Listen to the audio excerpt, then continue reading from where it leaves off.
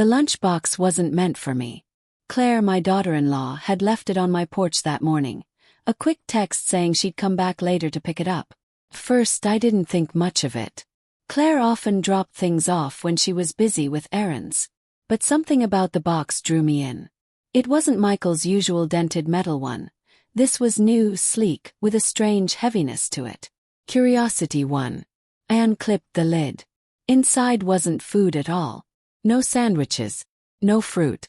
No water bottle. Instead, nestled in the bottom was a velvet pouch, small but weighty, and a folded piece of paper. The paper was crumpled, smudged with something dark that looked like dried blood. With trembling hands, I opened it. Don't trust anyone. They're watching. My heart skipped.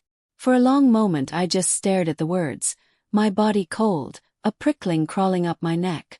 I wasn't supposed to see this. The doorbell rang, jolting me out of my shock. I opened the door to find Claire standing there, pale and out of breath. When her eyes fell on the open lunchbox in my hand, she froze. "You opened it," she whispered. I swallowed hard. "What is this, Claire?" She rushed inside, shutting the door quickly as if the world outside had ears. Her hands shook when she grabbed mine. "You weren't supposed to see it," she said, her voice trembling. "But now you have, and I need you to understand. Michael, your son, he's in danger." "In danger from who?" I demanded. Her gaze flicked to the velvet pouch, her face tense. "From people you can't imagine. That pouch, it's the only thing keeping him alive." That night Michael came home. His face was tight, his voice clipped. "Mom," he said sharply, "did Claire give you something?" I hesitated. Slowly I showed him the pouch. The moment his eyes landed on it, his expression shifted, anger first, then fear. "Where is it now?" he asked, his tone low, almost urgent. "Here," I said carefully. "But you need to explain what's happening." Before he could answer, the living room window shattered.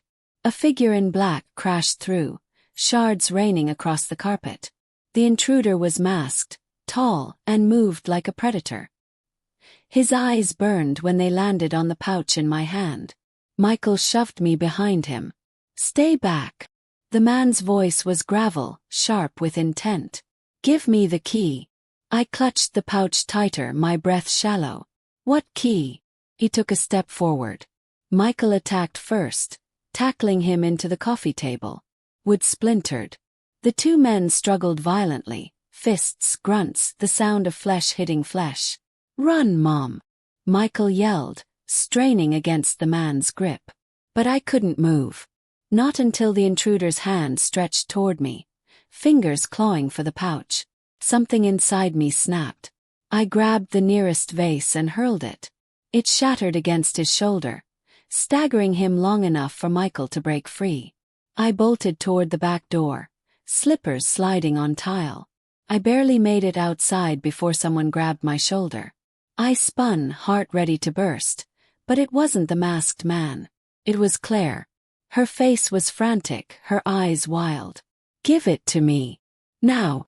Before I could answer, headlights flooded the yard. A black SUV screeched to a halt, its engine growling. The back doors opened, and men in dark clothing poured out. But it wasn't them that froze me in place. It was the woman who followed. She was tall, elegant in a cold way, with sharp features and eyes that glittered like steel. She didn't need a weapon. Her presence was enough. Her gaze went straight to the pouch in my hand. "You don't know what you're holding," she said softly, her lips curling into a faint smile. "That key could topple governments, destroy fortunes, erase names from history. Give it to me, and I'll let your son live."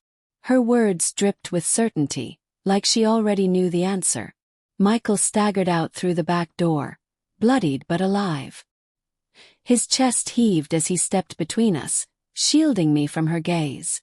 "You're not touching her," he spat. The woman tilted her head, unimpressed. Still pretending to be the noble son. "Tell her the truth, Michael. Tell her who you really are."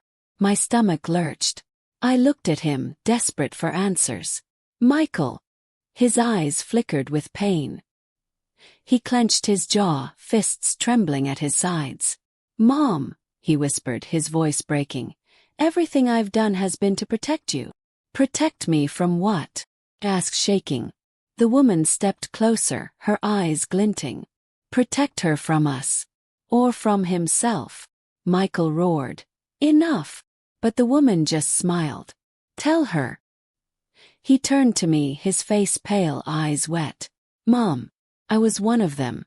I was the Chamber's assassin." The world spun. "My son. My Michael. An assassin." The woman laughed, sharp and cruel. "And now he's betrayed us. That's why you both must die." The gunmen lifted their weapons. Michael lunged at the nearest, ripping the gun from his hands. Shots rang out into the night, deafening. He screamed over the chaos. "Run, Mom! Go!"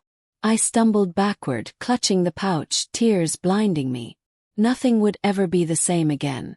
That night I learned the boy I raised was not just a son, not just a husband, but a man hiding in the shadows, an assassin who had once belonged to something monstrous.